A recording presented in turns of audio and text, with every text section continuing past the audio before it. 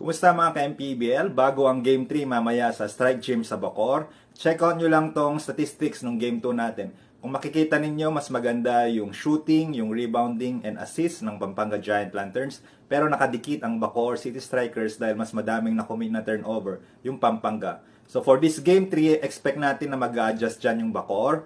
Hopefully si John Nermal and si James Kwekutey ay maganda yung nilalaro nila kasi nung Game 1, maganda yung nilaro ni John Nermal.